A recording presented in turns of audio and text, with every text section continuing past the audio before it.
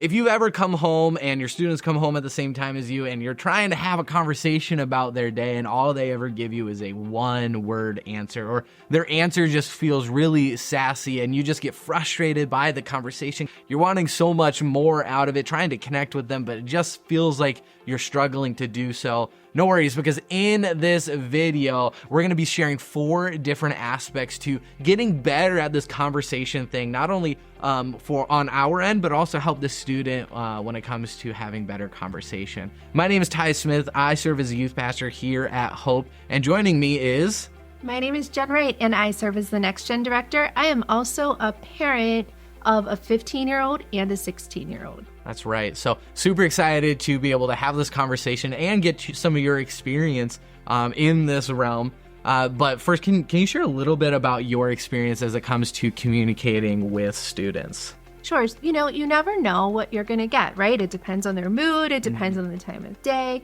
And it depends on what happened in their day. So a lot of times you're like ready when they get home from school to say, hey, how'd it go today? What happened with you? And you get fine, good, one-word answers. And it's okay. It could just be, they had a long day. Right, that's right. So to start off our time, we are going to be sharing our first step, which is creating that natural rhythm of conversation. We know that it can be a little hard to start. So how do we identify the areas that we can start these conversations? So Jen, do you have any insight on what that looks like? I think just pay attention to your kids. So if they are tired after they get home from school, just give them the space to unwind. And, we like to talk in the car sometimes. So when you're driving, there are like studies that show that it's a good environment to talk and have conversations because there's no expectation of direct eye contact.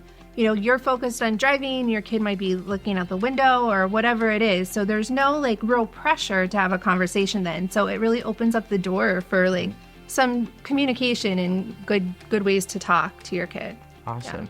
Yeah, and also just identifying, right, the right times to talk to your student, right? We know a lot of students are not morning people, so having a conversation first thing in the morning might not be the easiest on them, but maybe right after school or maybe right before bed, during dinner, whatever the normal rhythms in your life are that you know that you're going to interact with your student and where they're going to have the mental space to do so, right? Identify those areas. That is the first step in this process. Now, the second step is how do we listen well?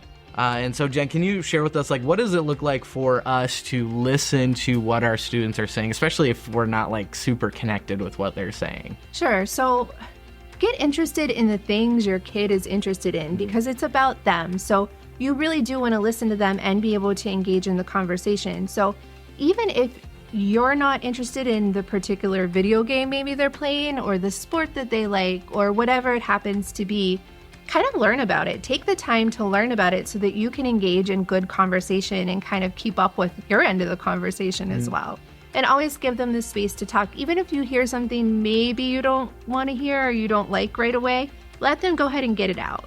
Got it. Yeah. And so on that note, which brings us to step 3 is how do we control our reactions, especially if it is that thing we didn't necessarily want to hear, like, oh, I was playing video games for 4 hours straight, or I was out later than I should have been, or I didn't complete that assignment that I should have, right? Well, how do we gauge our reactions to those things? And, one thing I'll point out is they probably know that you're not going to be happy with that. So if they're telling you, that's that's a good thing. They're trusting you. They are willing to have a conversation about it.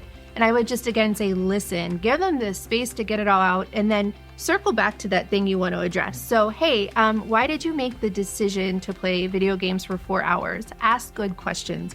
What else could you have done with your time? And give them the space to answer because you might hear something you weren't expecting. So you might hear, hey, I was just really stressed out at school and these things happened and I needed to unwind or disconnect. Or you might hear, I'm really anxious about this class, and instead of digging in, I just froze because I didn't know what to do next. And then you can address those as they come up, and it sets the foundation for them to talk to you about hard things later on too.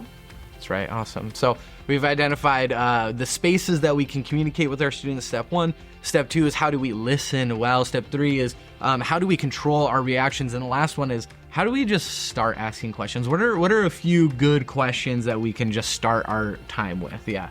So a fun thing that Ty did when he came here is every small group for Hope Youth, if your students go to Hope Youth, they've started small group with high-low buffalo. So the best part of your day, the not so great part of your day, and then buffalo is some random fact.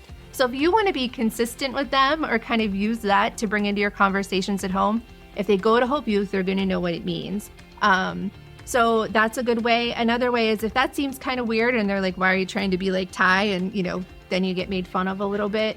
You could just say, hey, what was the highlight of your day? What was something about your day you wish you could do over or change? Just ask them in different ways and leave the question open-ended so that they have the room to tell you what they're thinking. Yeah, that's right. And try to form questions that don't allow for one-word answers. Like you were saying, like, what's the highlight of your day? You can't just say good, right? They have to think through more of those things. So these are the 4 steps, simple steps that we can start implementing into our conversations with students so we can get more than one-word answers or sassy answers. And we can actually understand where our students are at, whether it is during midterms, during finals, during the holidays, during any season of school. We can have better conversations. So down below in our description, what you're going to find is some of the resources that we've created when it comes to questions you can ask your students as you get further along in this process, some of the research that we found, as well as our contact information. Yeah, we want to partner with you to walk through any stage that your child's in. So if you're going through something, we want to hear about it. Don't be afraid to reach out because our job is to walk with you and help you grow their faith. That's right. So again, everything's down below in the description, and we look forward to hearing from you. See you guys.